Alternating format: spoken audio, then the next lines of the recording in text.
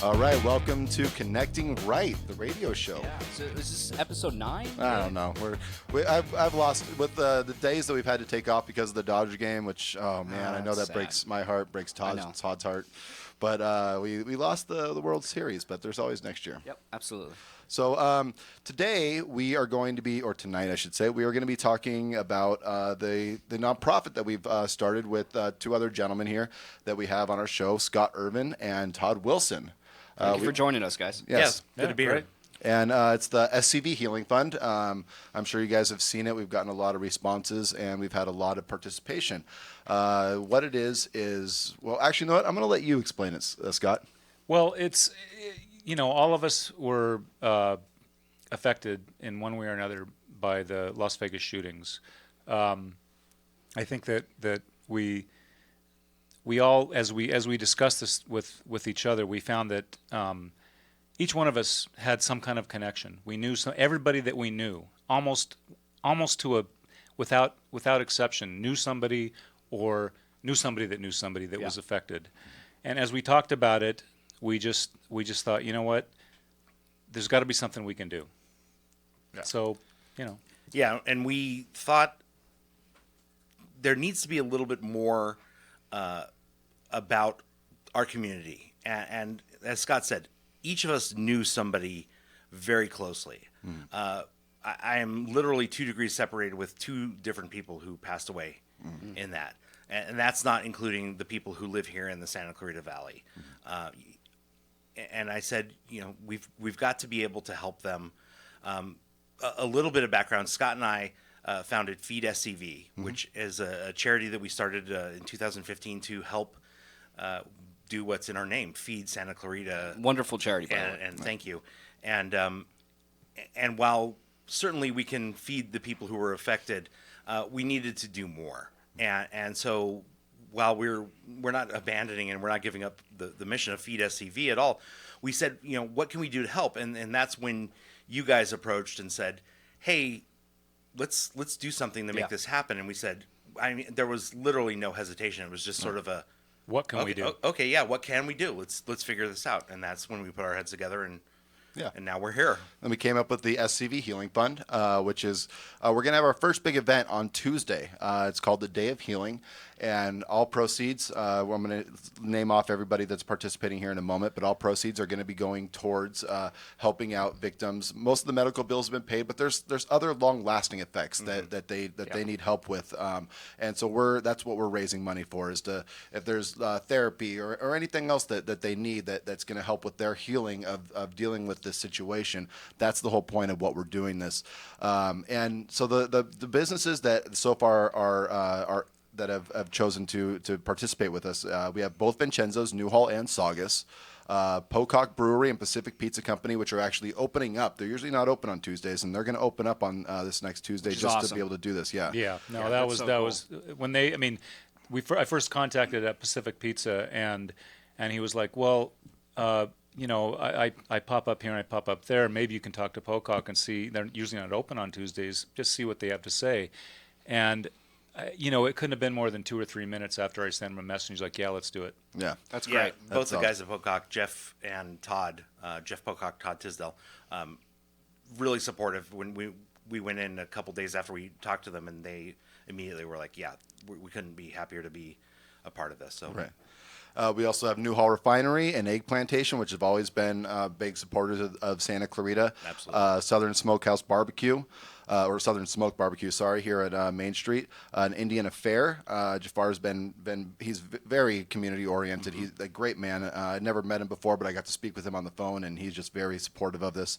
Sicily is also be participating in this, and all those that we just named: Vincenzo's, Pocock, Pacific Pizza, Newhall Refinery, Egg Plantation, Southern Smokehouse, an Indian Affair in Sicily. They're all going to be giving 20% of. You just go and just mention they'll get 20% of your your sale to us to be able to help people Yeah, out. just mention SCV Healing Fund. Yeah. Also, Studio 11, which is run by Tanya Hair Design. If you make an appointment on the 7th, everything 20% of those sales are also going to come to us. So you're not going to be able to get in on that day, but if you call in, you make an appointment with her.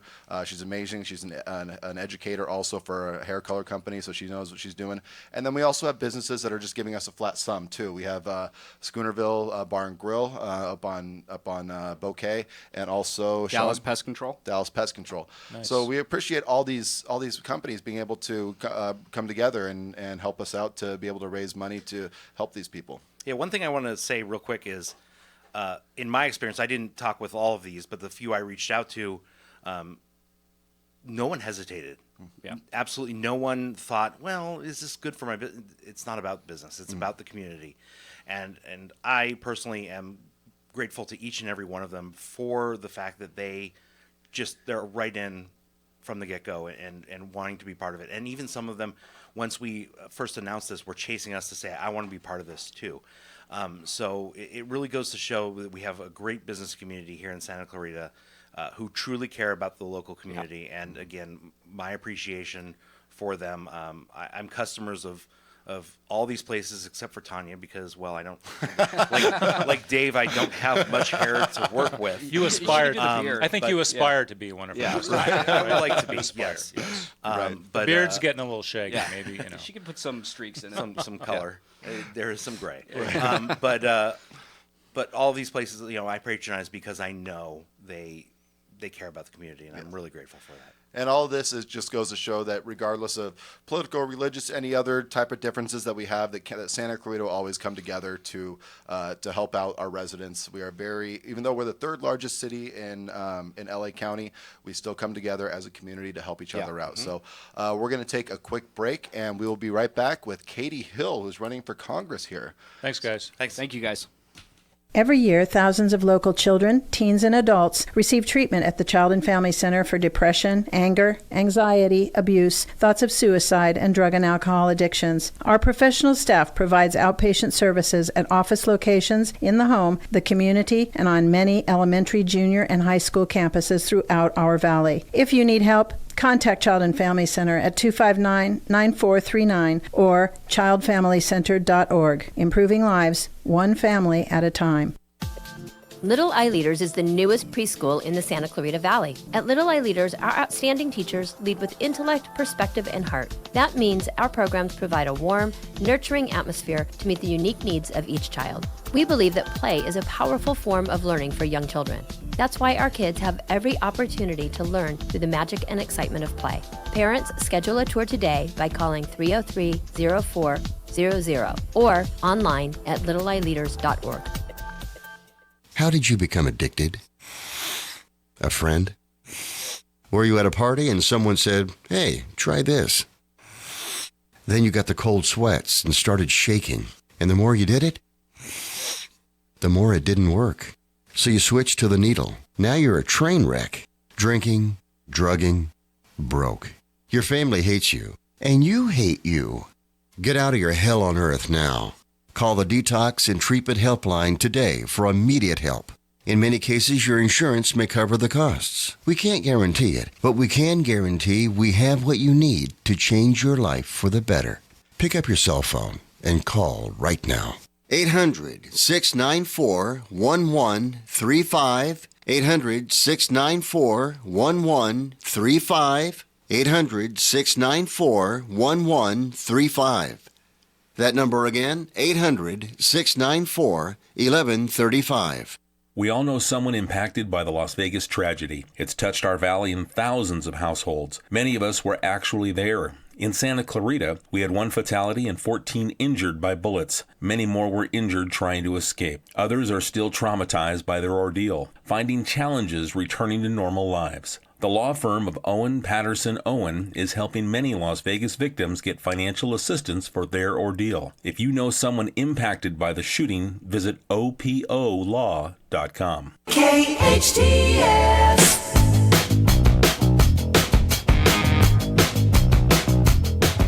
guys, welcome back to Connecting Right Radio Show. We're very excited to have Katie Hill, who is currently running for the 25th Congressional District out here. Yep. Thank you, Katie. Yep, thanks for having me. Yes. Appreciate it. So you're a longtime resident of Santa Clarita, born and raised here. Yes, technically not born here. Oh. I was born on an Air Force base in Texas. All But, right. Well, I was technically born in Panorama City. oh, okay. Well, you know. But so you went to school out here and everything? Yeah. Where'd you go to school at? Yeah, so my family lived out in Roseman for the first part of my life, and then we moved out here first from 6th grade on. But my grandfather was huge. My family worked, both my dad, who was a police officer, and my mom, who was a nurse, worked weekends and nights. And Okay. so my grandfather always lived in Santa Clarita, and we would come every single weekend out here. So that was, I would consider this a second home, even when I was, Very much nice. younger.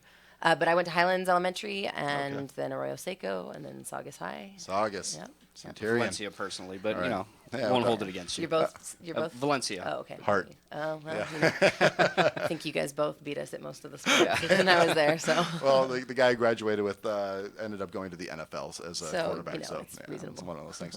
But so we're going to ask you some questions here, and first and foremost, I want to say yes, we are conservative. We are conservative men who have a conservative show. Technically, and yes, we do have a Democratic woman who here is running for Congress, and a lot of people have some issues with that. But we'll address that later. Right now, we just want to put out that we're not here to help or hurt your campaign. We are here to ask you questions so that people can get to know who you are better, so they can make an informed decision when it comes to January 5th or June 5th, and they vote to see who's going to be running against Steve Knight. Yep. So I just want to put that out there right away, because I don't want anybody coming in saying, "Oh, you guys are being nice to her," or "You guys are being too mean to her." Yeah, it's not about that. Yeah, It's about having an open and honest discussion. Yeah, Thank you. I appreciate that, and that's why I wanted to come on. So Sean's going to go ahead and start with the first question. Great. Okay. Now, Santa Clarita has one of the highest housing costs in the nation, and specifically for rentals. Yep. It's extremely expensive. I mean, it's somewhere around $2,200 for a Yeah, two-bedroom it's like New apartment. York. If you won, what steps would you take to try and combat that and maybe lower housing costs? Sure. Well, first of all, this is an area that's of huge importance to me. I was the executive director of Affordable Housing and Homeless Services Organization. So I've been literally working on the issue of affordable housing for most of my career.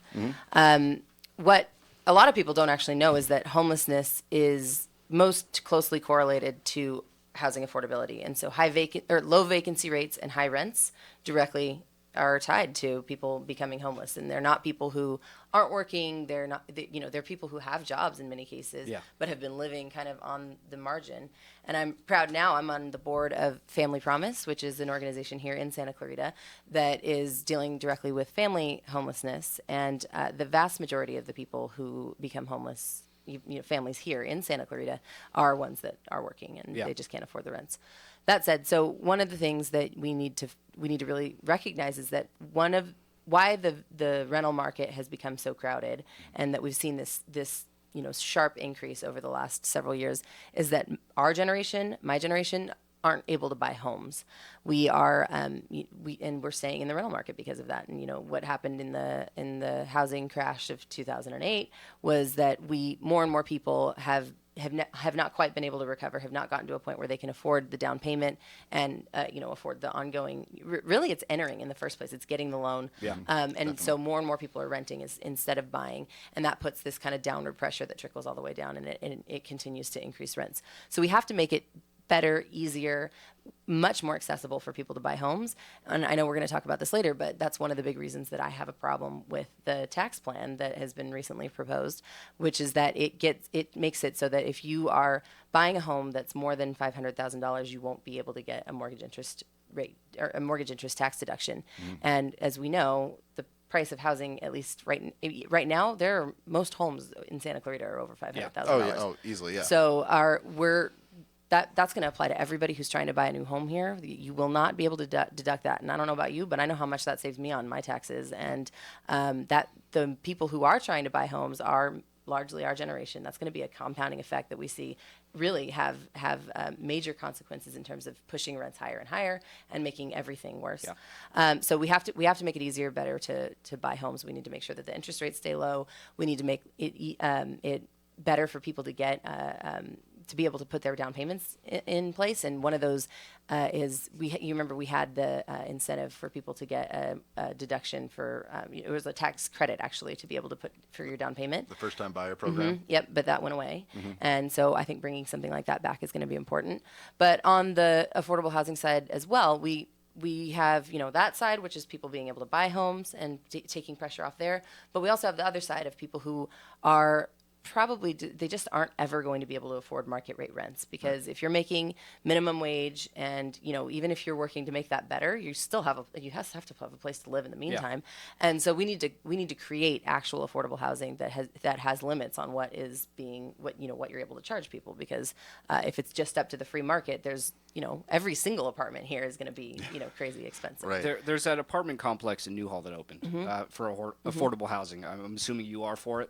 Oh yeah, The definitely. Section 8? Yeah. Definitely. And so, Section 8, it's technically we don't call it that anymore. We call it housing choice vouchers. But Section 8's got kind of a bad yeah, name. yeah, so exactly. They changed the name, make it sound better. They're nice looking apartments. They're really, and it's they nice are nice complex. looking apartments, and they're the people that move into those kinds of things are good people. They're not, Yeah, and it's kind of a hard. It's a double-edged sword, because I know someone that lived in apartments that were right next door to those, and he sold right away as soon as he found out that they were going to be the affordable housing, or whatever they're called now. And as soon as those went up and they became those, the value of the apartments or the condos next door went down. Yeah, and that we see sometimes a short-term effect with that, especially because in a community like ours that's never had affordable housing really at all, there's a fear associated with it.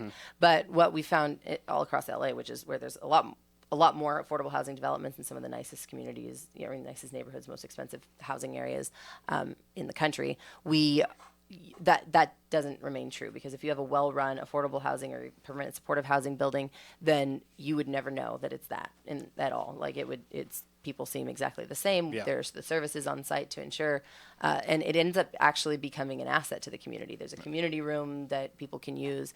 It's usually the nicest building on the block. It's something that it's really about how do you make this part of our community and ensure that it doesn't have that kind of detriment that it could have. Right. But I promise you, those values will go back up. Yeah. And I would have told him to wait. Yeah, I'm affordable housing might go kind of against the standard right conservative leanings towards this issue, but I'm excited to see what happens with this. I'm excited for them to do it and see what effect it has. Yeah. Well, and actually, that's something that we've seen a lot of people who were more conservative and typically opposed to affordable housing and permanent supportive housing and really any kind of homeless services. There's been a big shift in perception around that we've worked really hard on, all of us working on homelessness issues and affordable housing issues, but that it is more cost effective for us to put in money into affordable housing, into services, than it is for somebody to become homeless or to remain homeless. Right. It's something that again, you need to see the proof, and I get it. You're people who want to see the evidence that it does work. Yeah. But it's something that we've shown now. We've for the last 10 years, we've been showing more and more evidence that it does work. And so when we passed Prop HHH in the city of LA this past November, which was a bond measure to really invest 100% into permanent supportive housing, and that was passed by 77% of the vote. And that's clearly that's a big bipartisan. margin, And yeah. it was supported fully by the Chamber of Commerce, which is something that's typically conservative. And then Measure H, even, which still had a majority out here. It had over 60%. That was for funding homeless services, not even housing, which is a little bit more. I mean, housing is less controversial in many cases than even homeless services. Yeah. But we passed that countywide with 69% of the vote. So it's something that transcends party politics, which it should. Okay, we're gonna move on. We have quite a few questions here for you, so we're gonna hopefully not. You can cut me off whenever you need to. Usually Dave's the one I got to cut off. Right. So California has been declared a sanctuary state by Governor Jerry Brown. Are you for or against this, and how would you address law enforcement who is majority against being a sanctuary state? Yeah. So this is a tough issue because, as we know, immigration reform in general is a tough issue. I'm somebody who believes 100% that people who are trying to come here for, out of desperation for their families and have I think that we have to have a level of compassion there, and that's something that's fundamentally crucial to me. That said, I'm also from a law enforcement family, and I feel like our local law enforcement needs to have the tools and resources to be able to deal with whatever criminal the criminal aspect of it. Because I mean, I think I can speak. I think there's got to be. I know there's got to be. I know there's a lot of conservatives out there that aren't against immigration. They're against illegal immigration. They're against criminals being able to come here and then kind of getting off the hook. Right. And that's one of the biggest problems. Someone who's been deported 2 or 3 times for a crime and then comes back and then gets involved in a drunk driving accident, kills somebody, or goes out and murders somebody, something like that. That's the biggest concern. Yeah, I understand that completely, and I think that we are. What I feel like is we have to be talking about is that, look, people who want to come here, if they're willing to risk everything to make that crossing, to put everything on the line, they're doing it for the most part because they're pretty desperate. And so, especially here, we live in the 25th district. We live in a community that's at this point 37% Latino. Most of them are people who have been here for generations in a lot of cases. And including my husband, he's half Mexican. His family, he comes from a family generations ago that were immigrants. But they're people who we need to give opportunities to if they want to come here legally. Definitely. And I think that the fact that it is so difficult, that the process to be able to do it legally is so difficult. If you're truly desperate coming from somewhere in South America where you're afraid your kids are going to die because of drug cartels or because of something else, then that's just the truth, is that you are going to break you're going to break the law to be able to cross the border if you think that could save your family's life. But if you are somebody who got deported for a violent crime, then we need to be able to flag that, and we need to be able. And I actually think that if we had more processes that would make it possible for people to come here legally, we would catch that, because we would be able to see and put the resources on people who aren't the ones that are coming here out of desperations, that are coming here for opportunity. Right. All right. Let's head on to the next one. Yeah, Katie, this question's kind of it's a personal issue for me. And I in my past have had my substance abuse problems in this valley. It's just me opening up a little bit there. Yeah, I appreciate that.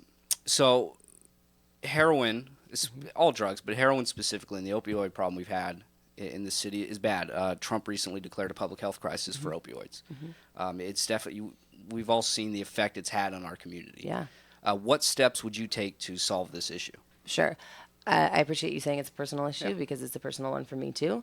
My brother, I just got back from Arizona visiting him, and we had to send him away to a therapeutic boarding school, because ultimately what was here locally wasn't enough, and he just turned 18, and we wanted to make sure that we were able to do it before he basically when he didn't have the opportunity to say no. Right. And he's doing incredibly well. Good. He's been it's been a year now that he's been sober, but you're always scared. That's the reality, is that once he comes back into the real world, that transition is incredibly difficult. And so of course it's a big deal for me there. It's a huge deal for me. One of my best friends from high school got heavily into it. She ended up just one of the people who died in Santa Clarita just because when we had that day where we lost there was a bad batch going around basically, and a bunch of people got it. And it was very unfortunate. One of the ones that she's still kind of involved in, and one of the people who died was her boyfriend,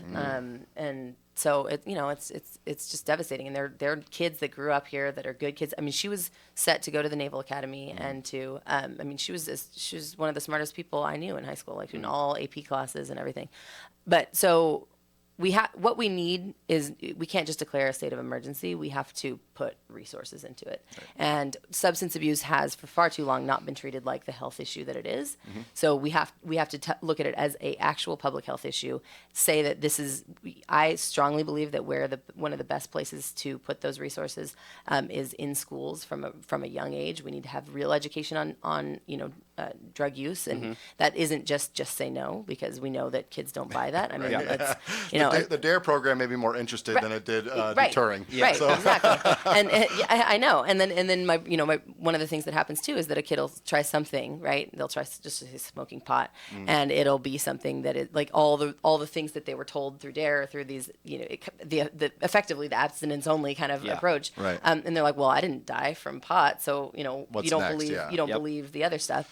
And so we need to do education there. We need to do early interventions, because if if people had the opportunity like my brother had, we would save a lot of lives.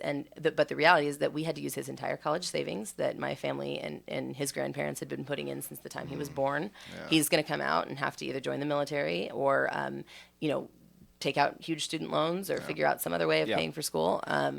And that's devastating, right? Like that's Yeah, you need to pay for that. I mean, my family spent a large sum of money to send me away somewhere in the middle of nowhere for 3 months, and it worked. And I know it's a large investment for your family, but that's awesome. Your brother has a year now. Yeah. In January, it'll be 6 years for me. That's great. So we can get those people that help. Yeah, but I feel like, what about all the people whose families can't afford that for whatever Right, reason? exactly, And then you see, and my brother has actually, he's the one who's brought this up a few times. He's like, I just think about my friends who I was doing it with here, and his friends don't have the resources. His family, like their families aren't even able to pay attention to it in many cases, and it's it's just like what's going to happen to them, and that they're going to head further and further down that path if something isn't available to them. And I feel like that is where health insurance needs to come in. It's none of this is covered to the right level with health insurance, and the programs aren't even available for when people are ready to accept help. I mean, it's a 8-week waiting list for most programs. And what we know from homelessness issues and also substance abuse is that moment when somebody finally says, I'm ready for help, you have to do it then, absolutely. because that is a window that is super short. And it closes shortly. Right. All right, I'm going to skip one of our questions just because I'm long-winded. no, yeah. Well, no, I feel there's other things that are more important locally. Sure. That I'd like to discuss. So, I mean, I was going to ask you about Trump's tax reform, but we're going to go ahead and skip that. And well, let me just I'll keep it super short. Okay. One thing I like about the Trump tax plan is that there's an attempt to simplify the corporate tax code. Yes. Okay. Yes. So there's this belief that corporations have pay the highest. We have the highest tax rate, right, in the world.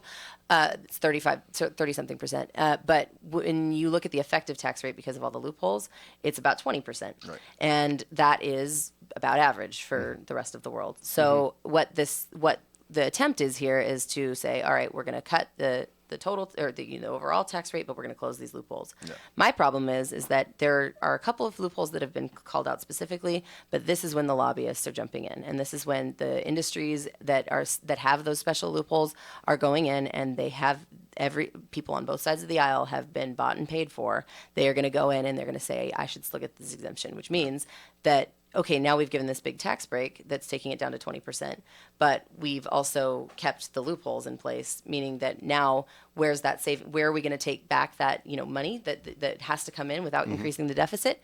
And it's right now some of the big places are huge for Californians. It's that mortgage thing we talked about, the mortgage interest deduction we talked about, and it's also your ability to deduct state and local taxes. Right. And that's gonna hit a lot of us really, like thousands and thousands of dollars a year that it'll hurt people in this district.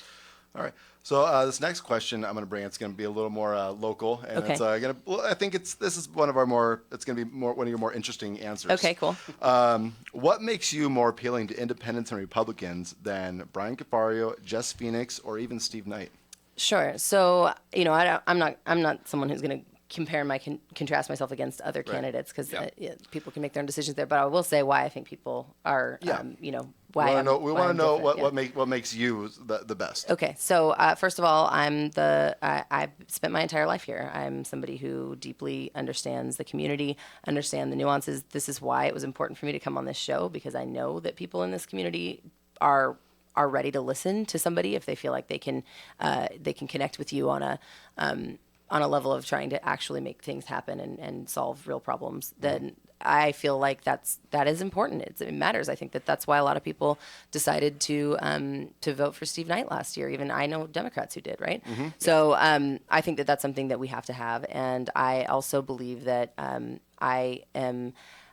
the only person with the track record of public service, right? My entire career has been spent serving, trying to help the most vulnerable people in our communities, including veterans, including families, including seniors. And we need people who are willing to who are going into politics and seeing it as completely service only, right? Like you're not going to become a lobbyist. You're not make going money. Right. You're not going. I mean, it's a hard job, right? Like I have tremendous amount of respect for our members of Congress, but if you are doing it because you're ultimately going to serve your time become a lobbyist or you're going to, try and accumulate more and more power. That's not what we need, right? And we need more real people in Congress who are reflective of the actual communities I'll that agree they with you on that. represent. Absolutely. We've got right now the average member of Congress makes well over $1 million. Yeah. I mean, not makes, but has a net worth of well over $1 million, and the system is set up so that it's really, really hard for somebody who's actually from the middle class or a working class background to be able to run, let alone win. And I really think that those kinds of things matter. And then also the fact that my dad's a cop, my mom's a nurse, my dad's a Republican still, and I think that that's really reflective of what we are. We're a truly purple district, and that means we need somebody who can speak to both sides and have the conversation and ultimately say, look, you may not agree with me on this, but hopefully you understand that I'm being honest with you, and I'll listen to you, and we can try and figure out something that works for everybody. Okay. Thanksgiving must be fun, by the way, at your house. It's so funny because well, my parents are divorced, so, but my stepmom, my dad married my stepmom is totally liberal, just as much so as my mom, and I think he's just been used to arguing with me and my sister since we were like 10, and I grew up in the same type of family. My mom was very on the Democratic side of things. My dad was very Republican. So, and I know a lot of people that grew up here had that same type of situation. So, I mean, it goes to show that it can work between Democrats and Republicans. It's just. Oh, and by the way, my dad is fully supporting my campaign, and so he's held events with all of his Republican friends. So, we're seeing a lot of support. I on that. bet he's still a proud dad. Yeah. Well, but also he's like, we've talked about the issues and things like that. He's like, look, the bottom line is that we need more people who are willing to engage with both sides, who are willing to work towards real problems. Agree with that. And you're never going to agree with somebody on everything. If you do, they're probably lying to you. So ultimately, we need to elect good people. And purple is a big part of your candidacy, also part of your campaign. I've seen, which obviously red and blue makes purple, just for those that are colorly challenged. But that's the whole point. And I recognize that, and I saw that, and I was like, oh, we even talked about that when we were doing our pregame before the show. It was like, oh yeah, it's purple because you're doing the whole red and blue thing. So we appreciate you trying to reach out and be part of both sides. But go ahead, Sean, with your next question. Yeah, this kind of segues from the last question. But Santa Clarita has predominantly been very Republican and conservative. We have one of the safest cities, I think, top 100 in the country. Unemployment rate is decent. What reason would you give people to switch from that status quo to instead of voting for Republicans to vote for a Democrat? Yeah. Well, first of all, I think some of the things that have made our city so amazing, the city is not a partisan, like those city council seats are not partisan seats. Right. The same thing goes with, we live in a place that I feel like fundamentally people here care about their communities, their, what kind of a future they're able to build for their kids. And that is not about party. And I think that we've done a good job of electing people who care about that and about making this community great. And I think that we have citizens that are totally committed to it. We see how much people rally, just like you guys, the event that you guys are doing, we see how much people rally for victims of various different things, of disasters of various different kinds here. The amount of charity that happens in this community is just amazing. It's one of the reasons I've never left, right? Like, I'm still here. I made the hour-and-a-half commute each way it's like so many people do, because I love this place. And I think that people, it's not about voting for a Democrat or a Republican. I wouldn't say there's anything to switch on there, but I do think that it's a matter of what needs to happen at the federal level for us to be able to continue to improve this community. And I feel strongly about certain things, right? Like that tax plan. And I think people should look at the candidate, should look at the issues that they care about, and not have it be about party. I hope that we can get to a place at some point where people walk into the ballot or however they're going to mark it, and don't look at the D or the R behind somebody's name. Right.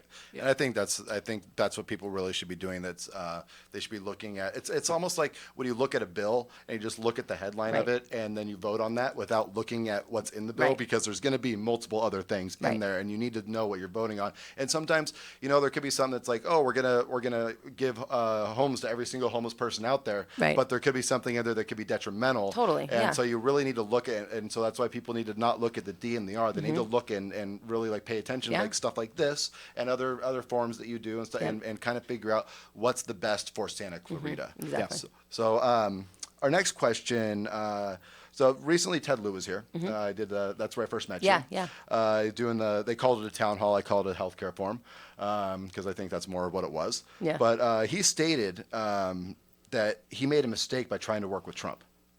He said he wanted to work with him, and then to a big applause from everybody, he said, "I'm not going to do that anymore."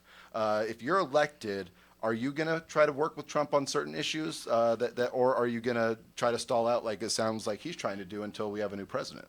No, I would work with. I mean, the truth is, I feel like it's our job as a purple district to lead the way in terms of working across the aisle. Yes. And I'm not a big fan of President Trump's. I think that but we have to work with somebody who's in that kind of a position. You won't be effective. At the very least, I won't be effective in the things that I'm trying to fight for this community if I'm not willing to work across the aisle. Right. So. Okay. And I think that's the best answer out there. I think that's what everybody should be doing.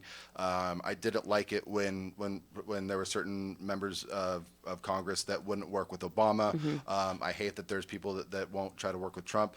Whether you like the guy or not, whether you think he's a buffoon or you think he's doing great, he is our president. End of story, and we need to move forward. We can't stall our country just because you don't like somebody. Totally. Yeah, I agree. And I think that this stagnation that we've seen get worse and worse over the last, I mean, it got pretty terrible after 2010, and then it has continued to get worse. And I think we're at risk on the Democratic side of perpetuating that even further. Right. I think that if we can't fix that, we will never move forward as a country like we need to. 100%. Yeah, absolutely. All right, we're going to take a quick break. We'll be back with Katie. We really appreciate you being on the show. Thank We you, got Katie. some more some questions coming up, and we'll be back shortly. Great. Thank you. Come join me, Arif Halby, for Total Financial Solutions Safer Money Hour. Every Tuesday at noon, we uncover ways to help you manage your money, get out of debt, and prepare for your retirement. That's every Tuesday at noon on Total Financial Solutions Safer Money Hour. Are you not sure if you can retire yet? Listen to us and learn about tips for savings, retirement strategies, and so much more. That's every Tuesday at noon on Total Financial Solutions Safer Money Hour on your hometown station, AM 1220, KHTS.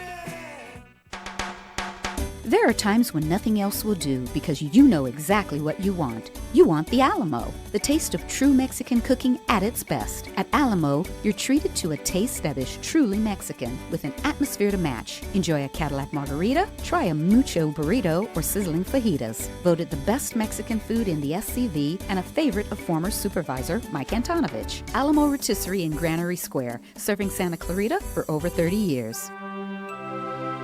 Join Santa Clarita Transit on Saturday, November 11th for a patriotic ride to Knott's Berry Farm. The one-day round-trip service coincides with Knott's Berry Farm's annual Military Tribute Days, offering free park admission to all retired or active U.S. military, plus one guest. This Santa Clarita Transit excursion to Knott's Berry Farm is available for everyone for just $3 each way. New this year, buy your tickets using the Token Transit mobile app. Details at santaclaritatransit.com.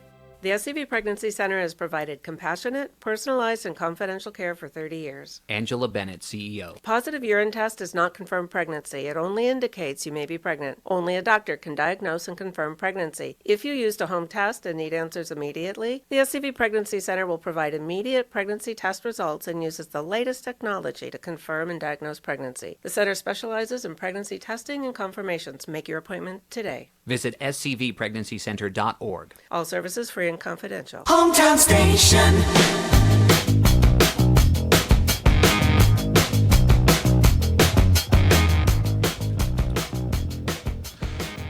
All right, welcome back to Connecting Right.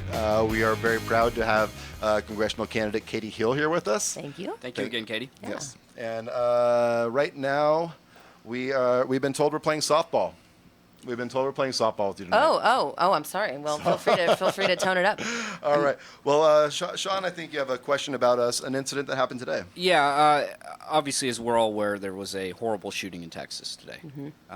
It stands right now 26 killed, 20 injured. Unfortunately, whenever we have a shooting of any type, it doesn't matter really who the perpetrator is, it becomes a discussion on gun control. Yep.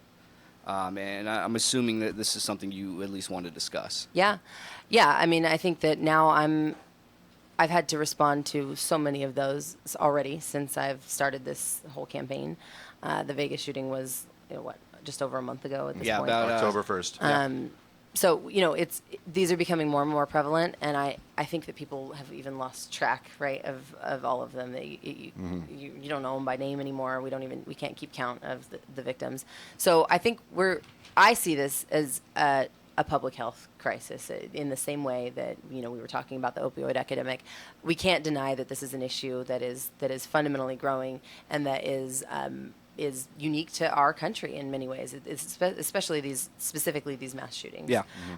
So I think we have to have the conversation. We have to talk about what does this mean and what are we doing about it on all levels. And that's a hard conversation. It's a hard conversation for somebody who, like me, does respect the Second Amendment. I grew up with guns. I am a gun owner myself.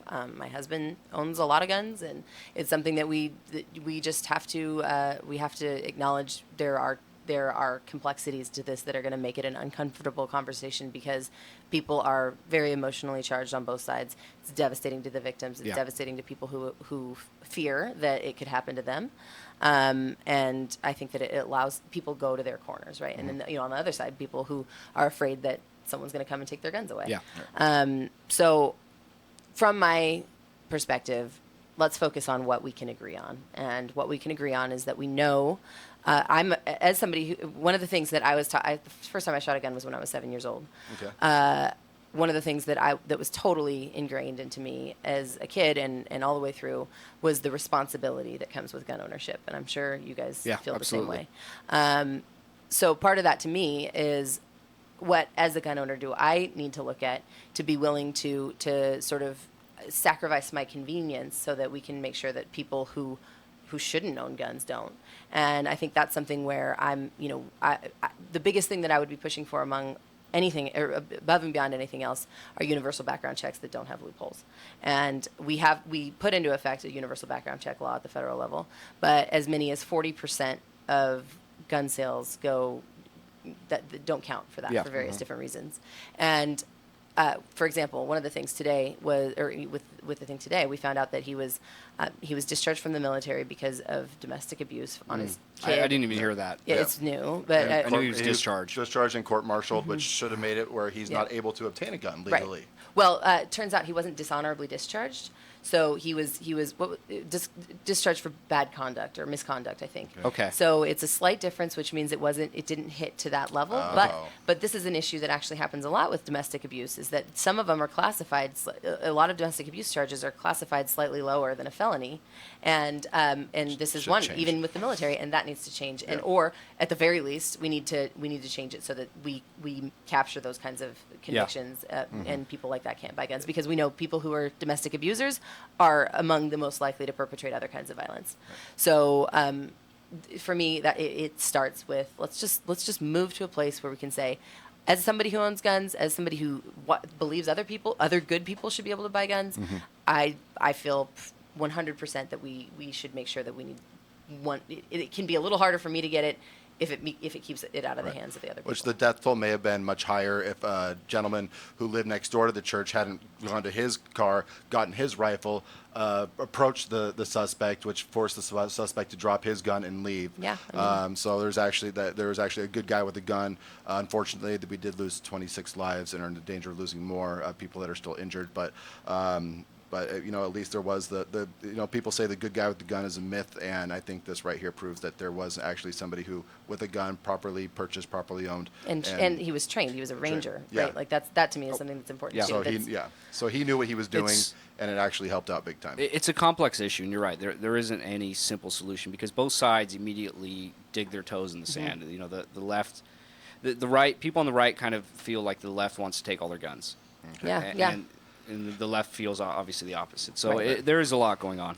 And on November 19th, we are going to be having a gun control debate on our show with a prominent Democrat and a prominent Republican. So that's going to be a lot of fun. That's in 2 weeks, guys. Yeah, I'm excited for that. We're running out of time, and I apologize if people think that we've been soft on Katie. We have not. We've been trying to get through as many questions as possible. We're on a limited time here, so please just bear with us. If she's trying to do her best, we're trying to do our best. So please. But the last thing that we're going to get into with the last few minutes that we have, social media has been real interesting for you. Oh, yeah. As soon as we announced that you were going to be on our show, you got backlash. We got backlash of saying, why are you having a Democrat on your show because we are too conservatives?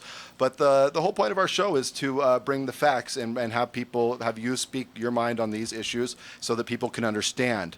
So what are the issues what's been going on social media? I know that there's one person that has tried to call us out because I do bear the 3%er tattoo. I do like to be prepared. I like to be trained. I like to be ready for any type of disaster or any thing that could happen here, and that's what this is about. But other people want to demonize it and make it bad. So then, and you got a little bit of flack for that also. Anyways, so what's been going on social media that with people that are the left trying to eat the left, basically? Yeah. And how do we stop something like that? So I think people had a strong reaction to me showing up on this kind of a platform. They quickly went to you guys, right? Like and vilified us or whatever. Right. Yeah. And so I we're think awful people. I mean, I think it's easy to call somebody an awful person when you don't know them, right? Exactly, Absolutely, especially 100%. online. Yeah. Yes, definitely. So I think. So the 3% thing is one thing. So like I got to ask you about that. Like we had a little bit of a conversation about it beforehand, but there was very quickly a whole strain that went around about how you guys are part of this 3% thing, which is an extremist group, which is put basically a whole thing about being like anti-government and it's a terrorist group and all of that and first of all, the uninformed are going to be uninformed. That's all. And first of all, let me just say I'd never even heard of the group before, so I saw that and I'm like, oh, that's interesting. But so I think, you want to talk about that? It's a preparedness group. A lot of people look at it as we're gun hoarders who want to overthrow the government, and that's not what it is. The 3%ers have reinvented themselves to be a group that we are prepared for disasters. We have basic medical so that we can go around if they're let's say as mentioned before, let's say the big earthquake does hit here. As soon as I figure out that my family's fine, I'm able to go around and help out with basic medical until first responders are able to get there. I could possibly save somebody's life. We have extra water, food, dried food. We have stuff that can help us sustain in case we have issues like that. We have comms where we're able to contact medical personnel or emergency services if phone lines are out or cell towers are down. And then we do train with guns too. I mean, that's just something we're just trained with. Yeah. It's not anything that we're going to go out and try to overthrow the government with. But that's what they want to use. That's what they want to say. They want to make me look bad, and so that's what they use. They use old school tactics of trying to demonize something that they don't know about or that they have very little knowledge on to try to make you look bad. So what about the argument? And some of the things that I saw, that there was a recent Oklahoma City bombing attempt that was thwarted, and I don't know how recent is recent, but that there was a guy that said that he was part of the 3%ers. Yeah. And so I think that I don't get the sense that you're plotting anything. But but what about that? Because I think there are certain groups that can kind of attract people who maybe have a different. If you take a group of anybody, there's going to be good and there's going to be bad. And the people that don't like that certain group because they may be politically aligned in some way or another, they're going to take that small percentage and try to use that to villainize the entire group. Right. So let's take there was a gay Democrat that went and shot two reporters live on television. Does that mean that all Democrats are going to go shoot reporters? Gay Democrats are going to go shoot reporters that are live on television? Right. So it's you have to just because somebody's a part of something doesn't mean that their actions reflect that of every single person in the group. So just to reassure people, so if, let's just say, some kind of national gun control thing happened with regard to universal background checks and closing loopholes or something like that, right? Yeah. Is that something that the 3% would take up arms about? I don't think they'd take up arms about it. No, because it's not something where they want to go and create violence. They're not a violent group. Right. People see guns. There are certain people out there that see guns and immediately think violence because they're uneducated on how on proper safety of gun, proper keeping of guns. There's back in the day we used to actually have gun classes in schools, which we no longer have. And people, you know, they see these attacks happen. You know, there's how many millions of gun owners in our country, and they want to make all of us be bad because a handful of people are using these tools to. I mean, I understand that because especially early on in my campaign, when I was talking to different groups, like as soon as I said I'm a gun owner, people looked like, are we in the wrong room? Like, are we? I mean, they're not used to hearing that kind of thing from. People aren't educated on these issues as they were before. So there's Antifa people that aren't necessarily going to go out and be violent. There are some that are, and it depends on, you know, I don't go out. I'm not involved with Antifa. I don't see them. You know, I'm not involved. I'm not part of their groups or anything. So I can't say one way or the other. But you know, for as long as you're not knocking over trash cans and burning down buildings, and you're being a peaceful protester, fine. Do your thing. It's your constitutional right. Yeah. As long as you're not, and so just because I own guns, I'm not out being violent with them. So why am I being demonized? Right. Yeah. So, well, I think I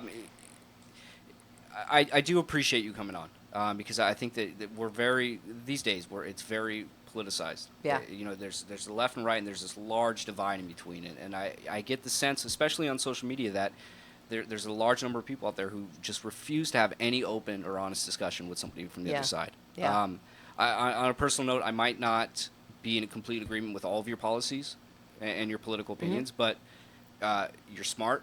I definitely get the sense that you're doing this for the right reasons, and I have the utmost amount of respect for you actually coming on and saying, look, this is what I believe in, and I'm willing to talk about it. Yeah. Thank you. So thank you. That. And we do, and like I said earlier, you've taken some flack, but it seems that the people you're taking flack from. You got it. That. All right. You know, those are people that we kind of brush off. You know, there's definitely some Democrats out there that I respect, and I look at their opinions, and they're civil with us, and you know, I go out and I have lunch and I have dinner and I go and I have drinks with people that have different views than I do. But it's because we can have that civil discourse and we can have that discussion and we can help educate each other and try to have an understanding of where each other's coming from. And then there's people like the ones that are trying to make you look bad for coming on the show. And you know, they don't want to work with the Republican at all. They don't want to work with any type of conservative. It's either Democrat or die for them. And you know, those people, they're not what America's about. And honestly, they should really stop. They should really take a look at themselves and stop being un-American, because we need to work together on both sides, and we need to come together, and we need to purple. And we need to, you know, we need to be able to work together. Otherwise, we're going to continue to have this divide, and this divide is not healthy for America. Right. It's not healthy for its citizens, and it's not healthy for the government either. And that's the thing that my dad has been so pushing with even with his Republican friends, right? Is that, like, look, the extremes on either side aren't good for us. Absolutely. And we have to get to a point where we can move forward on some issues. And you're never going to agree with everybody or with somebody on everything. But well, thank you. Real quick, just since you're getting some flack about, you know, the hardballing or whatever, there was a lot of issues too that we didn't talk about. Yeah. If you did want to do a follow up to this, I feel like I think it's something that I'd be really happy to do. I definitely like to get, especially on maybe one or two topics, really. Yeah, and also we're going to try to get the other candidates on. Well, hopefully they'll listen to this and realize that we just want to be fair and honest, and we just want to get the message out of what they want for Santa Clarita and for the 25th district. And then in a few months down the road, we'd like to try to set up a debate between the three of you, something that's going to be open to the entire community, which other groups have not done. But it's just something that we think it's important for everybody. You know, June 5th, we're going to vote for one of you to run against Steve Knight. And I think it's important for everybody to be informed, to know who they're voting for to run against and to possibly take over the 25th district. So we got to step out now. No, so thank you very much for joining us, Katie. Yes, thank you for having us on. Be sure to download the free KHTS app on your iPhones and Android devices. Now you can listen to KHTS wherever you are. Thank you.